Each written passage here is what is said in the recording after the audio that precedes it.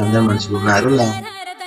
మీ అందరికి ముచ్చట వాటికి వచ్చిన అదే మన ముద్దసాని వాళ్ళ ఇంట్లో లగ్గం గురించి.